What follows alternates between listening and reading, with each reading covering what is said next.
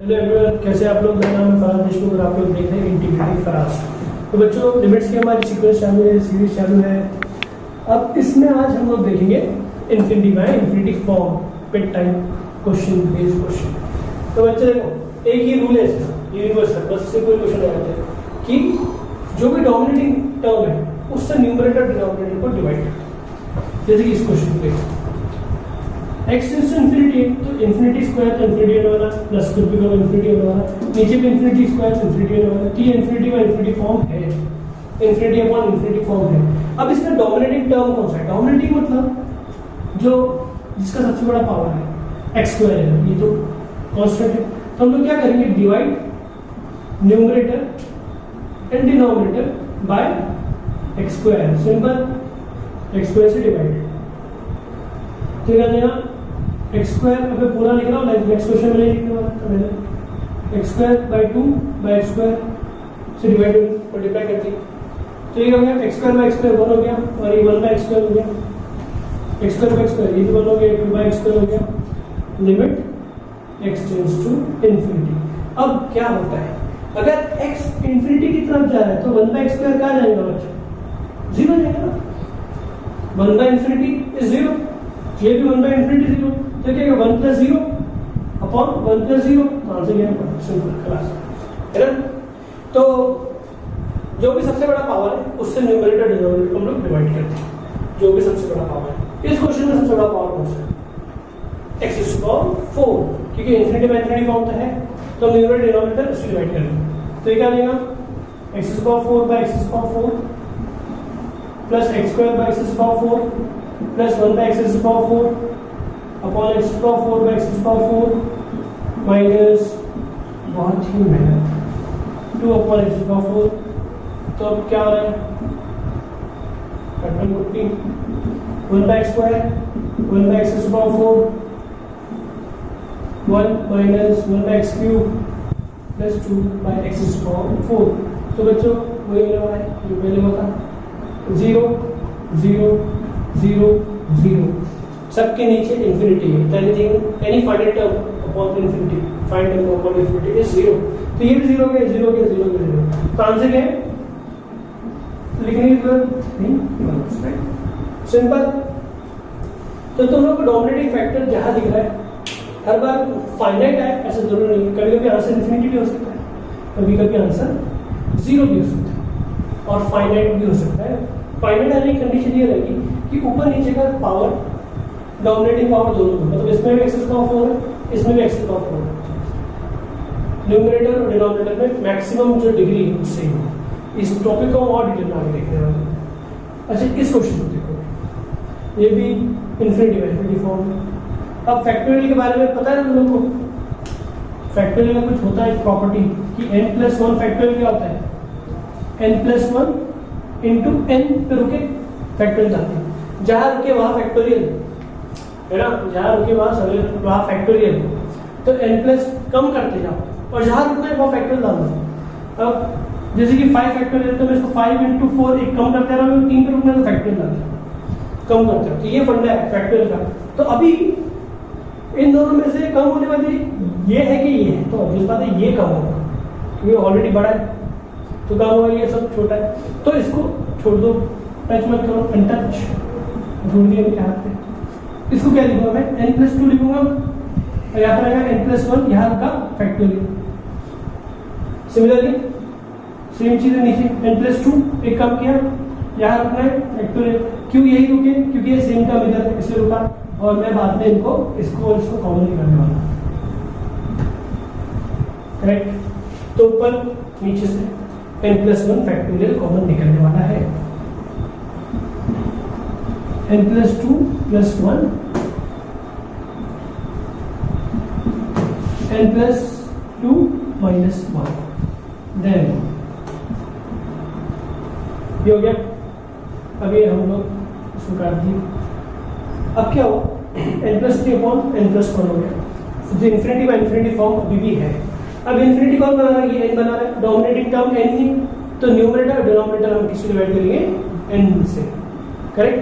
देखो मेथड वही है अपना, x हो गया n, उससे कुछ फर्क नहीं पड़ता। तो क्या 1 + 3/n, क्योंकि 1 + 2 3 हो गया था, n से डिवाइड किया तो 1n/1 हो गया 3/n, और यहाँ पर भी 1 + 1/n, क्योंकि 2 - 1 1 हो गया था, तो ये दोनों 0 जा रहे, ये भी 0 जा रहा, ये भी 0 जा रहा, तो आंसर 1 + 0 और 1, तो बाई चांस सबके आंसर बनी है। तो क्यों इधर भी आंसर क्यों आया, क्योंकि n का डिग्री इधर भी 1 था, इधर भी 1 था, फाइनाइट सेम डिग्री होके फाइनल आंसर आएगा। तो ये सब क्वेश्चन है infinity by infinity form. Infinity form में बच्चों basically infinity by infinity form का क्वेश्चन ये, इसमें ये टॉपिक भी ले लेते हैं कि एनीथिंग रेज़ टू इन्फिनिटी होगा तो क्या होगा। जैसे for example a raise to x है और limit x tends to infinity, ठीक है, तो ये a रेज़ टू इन्फिनिटी हो गया, राइट। तो इस एग्जैक्टली इस फॉर्म का नहीं, लेकिन ऐसे भी टाइप के क्वेश्चन आते हैं। तो अगर a = 1 है तो 1 रेज़ टू इन्फिनिटी हो जाएगा, तो 1 हो जाएगा, क्योंकि ये exact absolute value, tending value नहीं है। वो जो हमारा इंडिटरमिनेट फॉर्म था टेंडिंग थी, 1 की तरफ जा रहा है, पीछे जा रहा है कि आगे जा रहा है वो पता नहीं।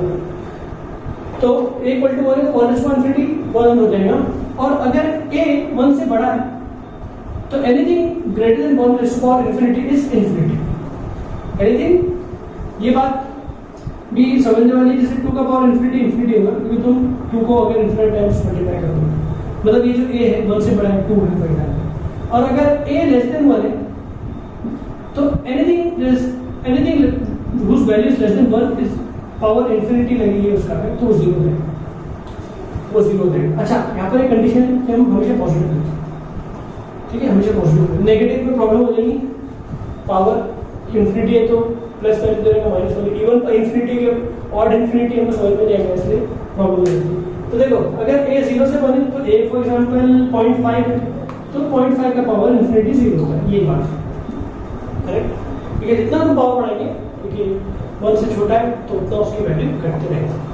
अब इस क्वेश्चन में देखो बच्चों, ये infinity by infinity form, right. तो बेसिकली इन्फिनिटी माइनस इन्फिनिटी, मैं इसको इन्फिनिटी बाय इन्फिनिटी में डिवाइड कर रहा हूँ, infinity plus infinity upon infinity minus infinity, ऐसा फॉर्म है एक्चुअली। तो limit n tends to infinity अगर है तो हम लोग को क्या डिसीजन लेना पड़ेगा। अभी हमने पढ़े कि डोमिनेटिंग टर्म्स डिवाइड करते हैं, 3 स्क्वायर n और 5 स्क्वायर n में डोमिनेटिंग कौन है, कौन है बताओ, 5 स्क्वायर n है, तो हम लोग 5 स्क्वायर n डिवाइड, तो ये 3/5 होल स्क्वायर n लिख देता plus 1, 3/5 whole square n minus 1। अभी हमने पढ़ा कि अगर a 1 से छोटा है और उसका पावर इन्फिनिटी है तो वो 0 हो जाता है, और ये जो टर्म है 3/5 is less than 1, clearly is less than 1, ये 1 से छोटा है और उसका पावर इन्फिनिटी गया तो वो 0 हो जाएगा, ठीक है।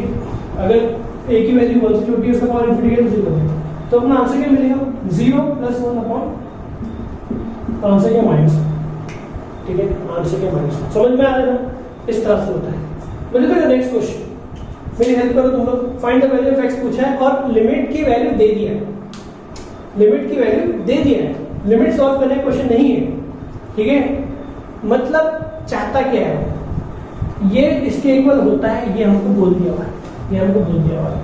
तो x की वैल्यू पूछा है, अजीब क्वेश्चन, x की वैल्यू पूछा है और n टेंड्स टू इन्फिनिटी दे दिया।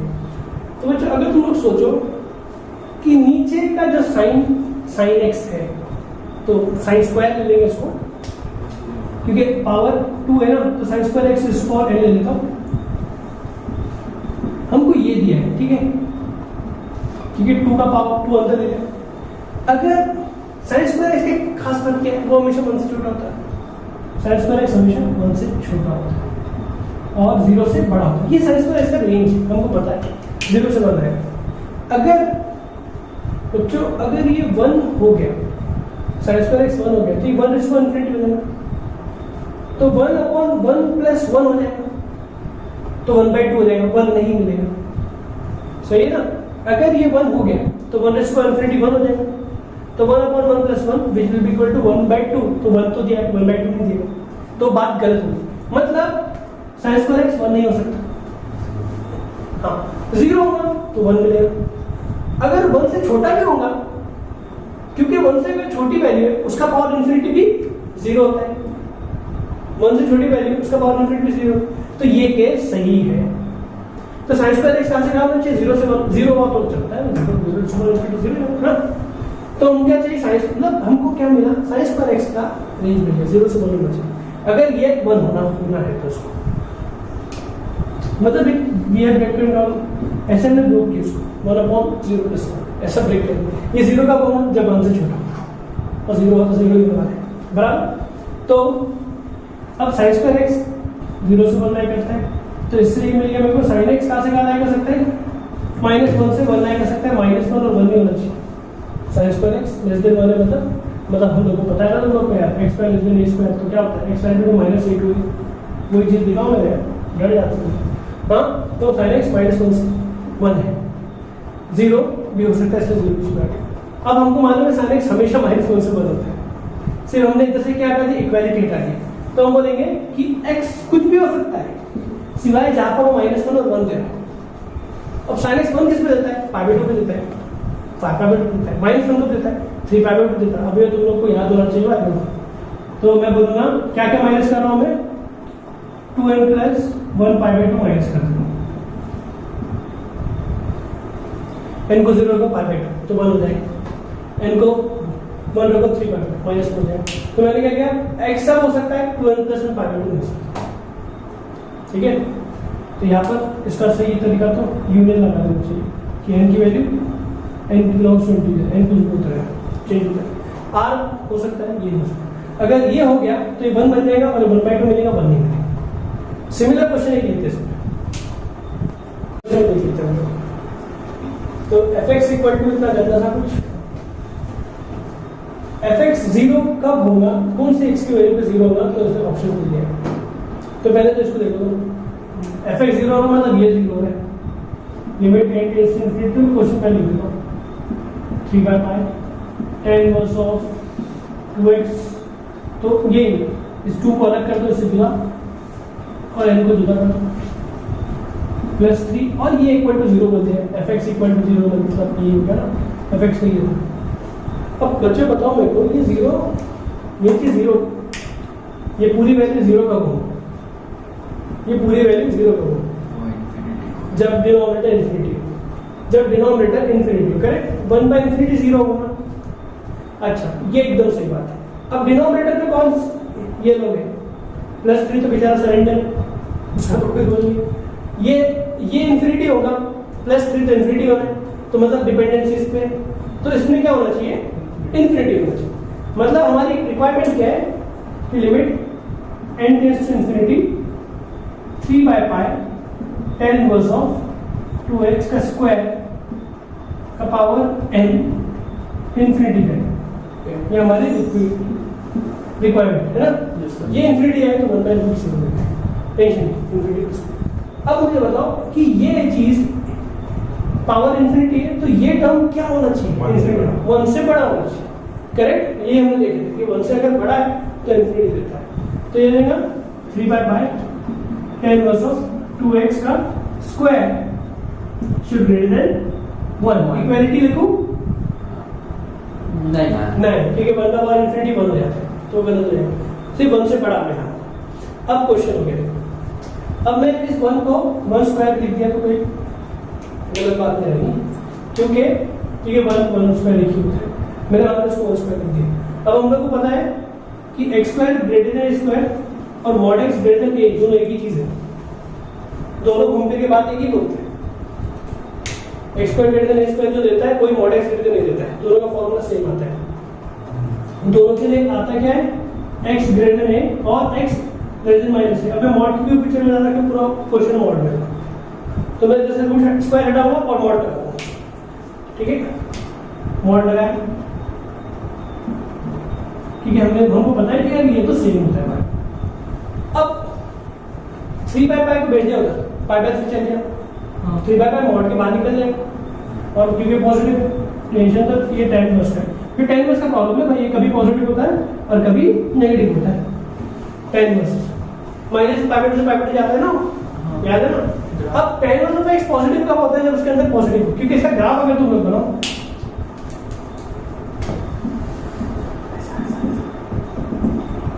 ये होता है 0 0 1 0, तो बच्चा पॉजिटिव का पूरा दो साइड पॉजिटिव, मतलब x पॉजिटिव है तो tan inverse of x positive, x negative तो tan इनवर्स।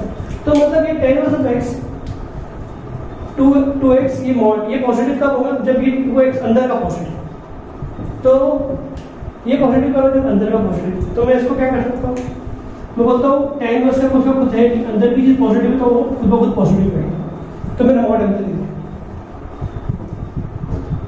अंदर की वैल्यू पॉजिटिव है तो ओवरऑल वैल्यू पॉजिटिव, अंदर की वैल्यू नेगेटिव तो ओवरऑल वैल्यू नेगेटिव, है ना, अंदर पे डिपेंड करता है तो मॉड अंदर लिखा। अब tan इनवर्स ऑफ x को उधर मिल गया, तो ये क्योंकि इंक्रीजिंग फंक्शन है, याद है tan inverse of x is increasing function, तो ये तो एंगल ऑफ इनइक्वालिटी चेंजिंग की tan पाई बाय 3 है। अब बच्चा जाता है, कोई जाता है यार, बच्चे जाते हैं 3 पाई tan पाई बाय 3 क्या होता है √3 होता है, तो कौन सा ऑप्शन है सी ऑप्शन। तो बच्चे इसमें थोड़े रेंजेस थे, ये था पहले मॉड में कैलकुलेट करो, फिर नेक्स्ट स्टेप ये था कि मॉड वाला अंदर चले गए क्योंकि 2x अगर पॉजिटिव है तो वो पॉजिटिव है, 2x अगर नेगेटिव है तो वो नेगेटिव। तो मैंने बोला कि अगर पूरा पॉजिटिव रखना है तो मैं 2x को पॉजिटिव कर देता हूँ, है ना, 2x को पॉजिटिव तो अपना काम है। तो बच्चों इस पे हम लोग इस लेक्चर को खत्म करते हैं, हम नेक्स्ट वीडियो में